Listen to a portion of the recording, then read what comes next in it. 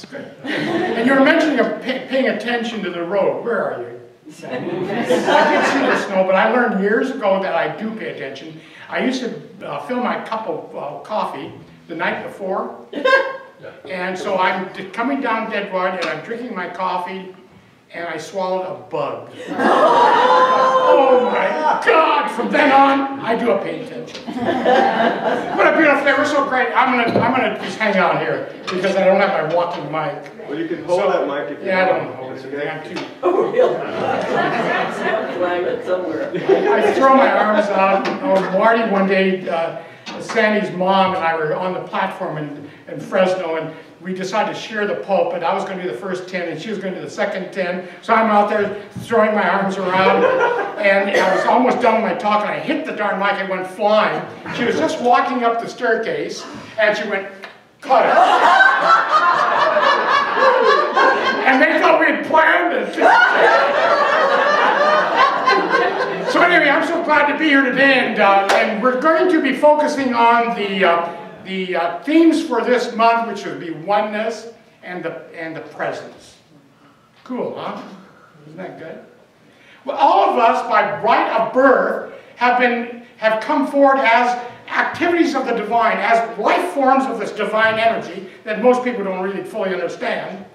But we've been endowed with the potential of experiencing this life form, this idea of the human drama, in the nature of the divine. That's what this month's going to be about. How do we experience this activity that we're involved with? It's not very long, sometimes it's short, but how are we going to enjoy every moment of it and experience it in the nature of the divine? And we can say, well, what the heck does that mean, Angelo? Experiencing this idea of the human drama in the nature of the divine. Well, I'll go ahead and tell you about it. Thank you. My mind's blank now, so forget it. No, but basically what this is all about is that when we... I can't handle it. Yeah, there we go. Yeah, I don't mind a clap once in a while. And so what this is all about is that we're here to enjoy all parts of this human experience, and we're here to enjoy it, and not be attached to it, and not be sucked into the drama. That's what this is all about. And so what this means is we need to learn somehow, how do we experience all this in that higher consciousness of the nature of the divine? It's a higher consciousness stuff. And I have a very dear friend who really knows how to deal with it, and how to not be absorbed. When she's counseling with folks, she'll be with anger perhaps, and they'll say, I think you're awesome, you're this and you're that, and I've heard her respond in the nature of the divine. She would say things like, it seems that you have some control issues, some anger issues, and that you'll need to work on. You see what she did there? She didn't accept and absorb that negative experience and make it hers. She just hung on to the nature of the divine. And what is the nature of the divine? It's harmony, love, and abundance right here, right now. That's who we are. That's who Angel is. And so once we live that experience, no matter what's happening, whatever we're confronted with, and we're here, I read the newspaper, unfortunately, and you see all this stuff that's going on. And if I'm not into that nature of the divine, I'm already putting price tags and I'm putting labels on it. I'm bringing fear into my experience. My God, how could they cut off people's heads on TV? Or those kinds of things, and it just drives you absolutely crazy. When I'm in the nature of the divine, I realize this. If I say there's God and there's only God, then what does that mean? I can't be half pregnant. If it's God and only God, then everything that happens in our life experience, we're here to experience. And not put labels on it. We're here to experience the drama itself. And we're to experience it at that higher level of consciousness, which I'm calling today, I'm coining it, experiencing in the nature of the divine. Do we understand that? It's kind of cool. Well, what I like about this is that I had a life experience this weekend. Stella and I, we went to the Agape and the Association for Global New Thought put on this film festival. I've never been to one. From now on, I'll be to all of them. Anyway, and we were sponsors. Anton and Emerson, we were sponsors. It was an ego thing. I wanted to see my name or the Emerson on the program. But anyway, it was kind of interesting. We get there, and there's several theaters, and they're showing all these spiritual films.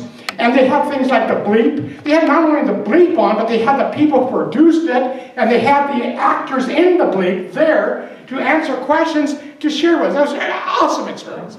But anyway, we walk up there waiting for the theater to open, and we run into some friends we're totally connected with. We've known these people for years.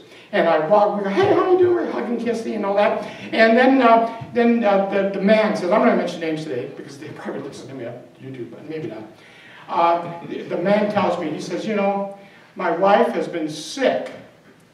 My wife has been sick for the last 3 to 5 months. Since she returned from India, she was attending the Deeksha training. And she's been sick ever since. And then she pipes up, she's a dear friend, and says, yes, she says, I can't go away from the bathroom very long, and I'm upchucking everything, and I'm miserable. And so I'm totally sick. Can you install a prayer treatment for me? And I said, of course I can. We'd love to. However, I've got a question to ask. And I asked this question of her, and I said this, how do you feel? She was shocked. I just told you how I feel. I can't be away from the bathroom. I've been like this for 3 months, and I'm up checking everything. I feel sick. That's how I feel. I said, oh, okay. So what you're telling me is, and I'm being honored, by the way. So I'm being honored, and I'm saying, well, what you're telling me then is that you think that you're sick. She said, yes, I think that I'm sick. And then I thought for a moment, I says, that's impossible. You just came from the Oneness Center. You're one with the divine. You're whole, complete at all times. How can you possibly be sick? And she's like, and yes, I'll do a prayer treatment, but we need to treat up on some other areas because you can't be sick. If you are a divine, if it's all good and all God, and that's who you are, and you're an activity of this divine energy, then there's no way that you can be sick because God does not understand that, doesn't know disease. And so we got into talking, and I said, your body is having a problem. It's a finite thing, and it's something that we can mitigate how it feels. But you as the spirit being, this is what we do in prayer treatment. We look beyond the condition, and we bring out the spiritual aspect, the nature of the divine. And so we go over this. And why I bring this up is because this is the dilemma that we all face. When we get sick, this lady, now let's take a look at who we're dealing with here. Here's a lady that's been one of the most successful ministers and practitioners in our belief system for over 15 years. She's a co-pastor of probably the most successful, largest center in the Emerson Anton organization. She has been to India 3 times. She went to the first time to learn about what oneness blessing is.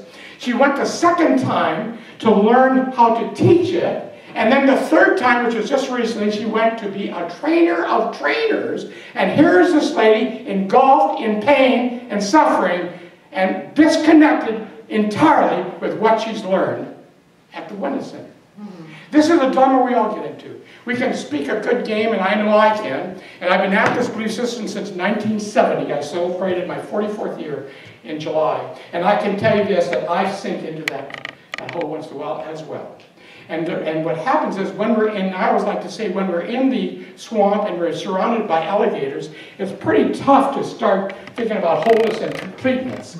And that's what that's all about. Anyway, I'm way up ahead of myself. Okay. Today I want to use as a metaphor, and then we'll go on. I want to use as a metaphor the refrigerator as a sampling of who I think we are in the physical form. We know that the refrigerator, for it to be on purpose and to function 100% of its own capacity, and to be on purpose, must be connected to an electrical cord, to the electrical energy. Is that correct? Yes. If it's not connected, what happens? Well, everything within it, the contents within it, it starts rotting, smelling, and it's not usable at all, is it? We're very much like that. We talk oneness, we talk the presence, and we don't have the faintest idea of what this means. Well, here's a lady who's been at it for years, who she's still sucked into the drama. And so we talk about it a lot. But we as spiritual beings, we need to be plugged into the source energy of all there is. And we have beautiful people like Bob Hand. He's a scientist. He's in the audience. Don't clap for him. He's on next week, so you can listen. And he usually goes on and tells you what I did wrong the week before. But anyway, notes right now. Me too. But we have people like Bob Hand, who's a scientist in his own right, and we also have people like Greg Braden, who is also a scientist in his own rights. And what they're both telling us is that there is an energy field, they call it the field, that responds to us. We communicate it through our feelings. And it's always responding back to us with our feelings. Now, we're not going to get into that. This is Bob's handle, and we talked about it before. But there is an energy field that's related to us.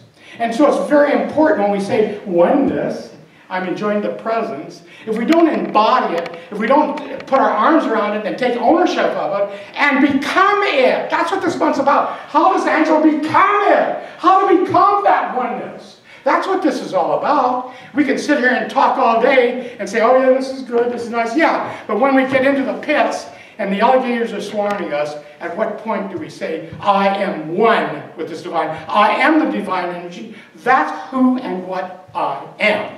And so we know that there's an energy field out there that responds to us. That's part of who and what we are. But we need to embody it. We can talk a good game, but by gosh, I'll tell you, it doesn't work. They're just words. Until we embody it, until we feel it, until I take ownership of it and embrace it. And I know that we see it happening a lot. We've seen it happen, I don't want to belabor the point, in our new building.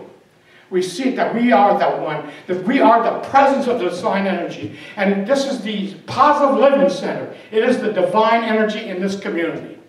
It is divinely inspired. And it has been given the authority and the energy and the power, the spiritual power, to be all that it can be. And when we put our focus on that, that's what, so it's a group focus, but that's who we are. All of you in the audience, when we can put that focus on, hey, this is who we are, regardless of the circumstances. We don't have to label a darn thing. All we can know is that in that light, that we are the one. And then what happens? We sit back, because the mystics say this. They say there's nothing to do, there's only something to be. Well, what does that mean, Angela? I don't have to do anything, I don't have to pray. No, there's something to be. And what is it? We can be that divine energy right here and right now, and it works miracles in our lives. I'll tell you, I've practiced this since 1970, and I go into the hole once in a while, and I get depressed, and then I lean on guys like Sandy and Linda, and they kind of bother me and pull me out of it. And just as I did with this one lady, I had to shake her into a higher awareness. I had to really be kind of honored with her, and I enjoyed it, by the way. It's kind of evil, you know, go and shake her out. Boy, here she's a trained professional who's going to teach me how to do it. Here she's sunk. But that's not right. It's not right to feel that way. But it felt good. But that's what happens to us. So I think this month, what this month's really all about, is about spiritual freedom. It's the freedom that comes when we connect to what we really are. No matter what the circumstances are. No matter what the economy says or the social crap and all the politics and all this nonsense. Heck, there's countries that kill each other. They've done it for